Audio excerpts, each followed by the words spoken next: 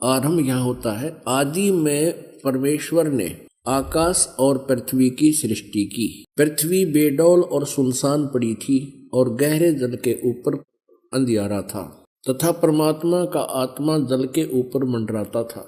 जब परमेश्वर ने कहा कि उजियाला हो तो उजियाला हो गया, और परमेश्वर ने उजियाले को देखा कि अच्छा है, और परमेश्वर ने उजियाले को अंधियारे से अलग किया, और परमेश्वर ने उजियाले को दिन, अंधियारे को रात कहा। सांझ हुई फिर भोर हुआ, भोर माने सुबह। इस प्रकार ये पहला दिन की रचना की प्रभु ने, परमात्मा ने, परमेश्वर। फिर परमेश्वर ने कहा कि जल के बीच एक ऐसा अंतर हो कि जल दो भाग हो जाए, तब ऐसा ही होगा।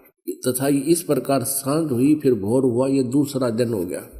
फिर तीसरे दिन कुछ और रचना की, सांझ हुई फिर भोर हुआ, फिर ये तीसरा दिन हो गया। ये फिर सांझ हुई फिर भोर हुआ, ये चौथा दिन हो गया। कुछ और रचना की परमात्मा ने, चौथा दिन हो गया। फिर ये प्रश्न नंबर 5 पे, तथा फिर और बहुत सी रचनाएं की परमेश्वर ने, तो सांझ हुई फिर भोर हुआ, इस प्रकार ये 5वां दिन हो गया।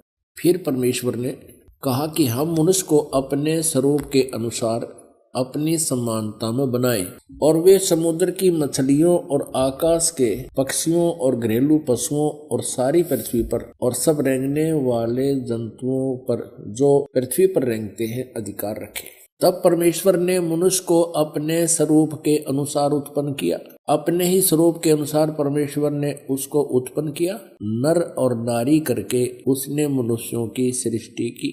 पुण्यात्माओं फिर पढ़ लो। तब परमेश्वर ने मनुष्य को अपने स्वरूप के अनुसार उत्पन्न किया।